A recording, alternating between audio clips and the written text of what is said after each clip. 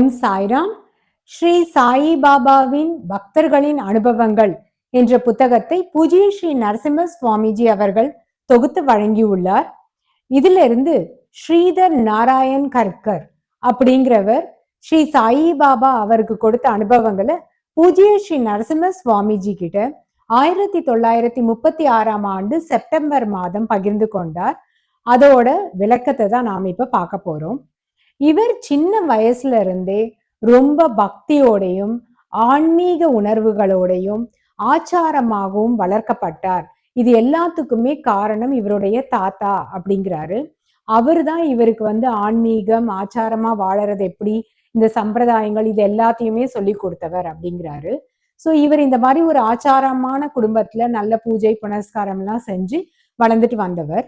அப்போ இவருக்கு அப்பா குல்கர்னி ஸ்ரீ சாயிபாபாவோட ஒரு அத்தியந்த பக்தர். அவர் டெப்யூட்டி கலெக்டரா இருந்தார். அவர் தான் முதன்முறையா ஸ்ரீ சாயிபாபாவோட திருவுருவ படத்தை இவருக்கு கொடுக்குறாரு. அப்ப அப்பா குல்கர்னி சொன்னாரா, இந்த மாதிரி நான் ரொம்ப நம்பிக்கையோட இவரை வழிபட்டுட்டு வரேன் அப்படின்னு சொல்லியிருக்காரு. அதுக்கப்புறம் என்னாச்சு, ஒரு நாள் ஹேமத் பஞ்சி, அதாவது தாபோல்கர் சொல்றாங்க இல்லையா, அவரோட இயற்பெயர் தாபோல்கர், ஹேமத் பஞ்சின்னு சொல்லி ஸ்ரீ சாயிபாபா அவருக்கு பெயர் சூட்டினார். அவர் ஸ்ரீ சாயிபாபாவோட திருவுருவ படம், அப்புறமா சாயி லீலா மாசிக் அப்படிங்கிற மாத இதழோடைய பல மாதங்களோட பிரதிகள், ஸ்ரீ சாயிபாபாவோட உதிப்பொட்டலம், இது எல்லாத்தையும் இந்த ஸ்ரீதர் அவர்களுக்கு அனுப்பி வைக்கிறாரு. இது எல்லாம் இவர் வீட்டுக்கு வர தருணத்துல இவர் உடம்பு சரியில்லாம படுத்திருக்காரு. ஆனா இந்த பிரசாதம் ஸ்ரீ சாயிபாபா திருவுருவ படம் எல்லாம் வந்ததுக்கு அப்புறமா அடுத்த நாளே இவருக்கு உடம்பு சரியாயிடுது.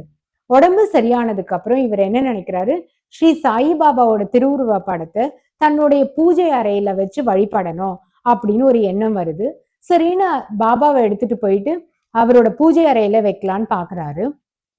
அப்போ இவருடைய மனசுக்குள்ள இருந்து இன்னொரு எண்ணம் வருது. அது என்னன்னா, ஸ்ரீ சாயிபாபா ஒரு முஸ்லிம் ஃபக்கீர். ஆனா இங்க நாம வச்சிருக்கிறது எல்லாம் ஹிந்து கடவுள்கள். அப்புறம் அக்கல்கோட் மகாராஜையும் இவர் சிறந்த முறையில வழிபட்டுட்டு வர்றாரு, அவருடைய பக்தரா இருக்காரு. அக்கல்கோட் மகாராஜ் ஒரு ஹிந்து சம்பிரதாயப்படி சன்னியாசி. அவர் பக்கத்துல எப்படி நம்ம ஸ்ரீ சாயிபாபாவோட திருவுருவ படத்தை வைக்க முடியும், அது தப்பு அப்படின்னு நினைச்சிட்டு ஸ்ரீ சாயிபாபாவோடைய படத்தை அங்க வைக்காம எடுத்து வேற இடத்துல வச்சிடுறாரு. இதை தொடர்ந்து இவருக்கு ஒரு கனவு காட்சி வருது. அந்த கனவு காட்சியில என்னன்னா, இவரும் இவருடைய நண்பரும் வெராண்டால உட்காந்து பேசிட்டு இருக்காங்க. அப்படி பேசிட்டு இருக்கும்போது திடீர்னு இவங்க வீட்டுக்கு ஒரு முஸ்லிம் ஃபக்கீர் வராரு. அந்த ஃபக்கீர் எப்படி இருக்காருன்னா, ஸ்ரீ சாயிபாபாவோட திருவுருவ படத்துல என்ன மாதிரியான உடைகள் அணிஞ்சிருக்காரோ அதே மாதிரி உடை அணிஞ்சு அதே மாதிரி தோற்ற அமைப்புள்ள ஒரு ஃபக்கீர் வராரு. அப்போ இவர் அவரை வரவேற்கணும் இல்லையா. ஆனா இவருக்கு ஒரு ஹிந்து ஞானி இவரோட வீட்டுக்கு வந்தா, மகான் வந்தா எப்படி வரவேற்போமோ அந்த சந்தோஷமோ அந்த பக்தியோ மரியாதையோ இல்லாம ஒரு உதாசீனப்படுத்துற ஒரு நடவடிக்கை மாதிரி இவருடைய வரவேற்பு இருக்கு.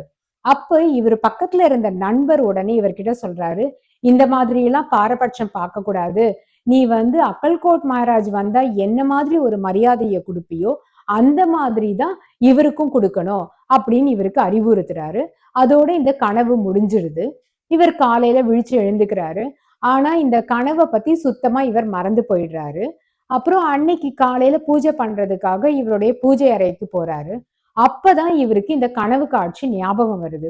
கனவு காட்சி ஞாபகம் வந்த உடனே ஸ்ரீ சாயிபாபா திருவுருவ படத்தை எடுத்துட்டு அவருடைய நண்பர் சொன்னது ஞாபகம் வந்ததுனால நம்ம அக்கல்கோட் மகாராஜோட படத்துக்கு பக்கத்திலேயே மற்ற இந்து சம்பிரதாயப்படி தான் வணங்குற மற்ற தெய்வங்களோடைய படங்களோடையே சாயிபாபாவோட படத்தையும் வைக்கணும் அப்படின்னு சொல்லி முடிவெடுத்து அங்க பூஜை அறையில இருக்க மற்ற படங்கள் எல்லாம் கொஞ்சமா நகர்த்தி சாயிபாபாவோட திருவுருவ படத்தை அங்க வைக்கிறதுக்கு இடம் பண்ணி அங்க அன்னையில இருந்து இவர் ஸ்ரீ சாயிபாபாவுக்கு பூஜை பண்ணி பாபா மீது ரொம்ப நம்பிக்கையோடையும் பக்தியோடையும் இவர் பூஜை பண்ண ஆரம்பிக்கிறாரு. இவர் சொல்றாரு, பாபா என்னோட உடம்புல மட்டும் இல்லாத என்னுடைய குடும்பத்துல ஒவ்வொரு மூளை முடுக்கலையும் அவர் புகுந்துட்டாரு. எங்களோட குடும்பத்துல இருக்க எல்லாருமே ஸ்ரீ சாய்பாபா மீது நம்பிக்கையும் பக்தியும் வர வச்சுட்டாரு. அதனால எல்லாருமே பாபாவோட வழிபாட்டுல நாங்க ஈடுபடுறோம். பாபாவை பத்தின எல்லா நூல்களையும் நான் நல்லா படிச்சுட்டேன். நான் மட்டும் இல்லாம என்னுடைய மனைவி, குழந்தைகள் எல்லாருமே பாபா கிட்ட அதே அளவான அன்போடையும் நம்பிக்கையோடும் வழிபட்டுட்டு இருக்கோம். எப்பவாவது என்னால பாபாவோட ஆரத்தியையோ பூஜையையோ செய்ய முடியாம போனா கூட என் குடும்பத்தார் அதை எடுத்து செய்யறாங்க. அந்த அளவுக்கு எனக்கு பாபா எங்க குடும்பத்துல நிறைஞ்சிருக்கிறது அவ்வளோ சந்தோஷத்தை அளிக்குது அப்படின்னு சொல்றாரு. இவருடைய மற்ற அனுபவங்களை நாம அடுத்த எபிசோட்ல பார்க்கலாம். ஓம் சாய்ராம்.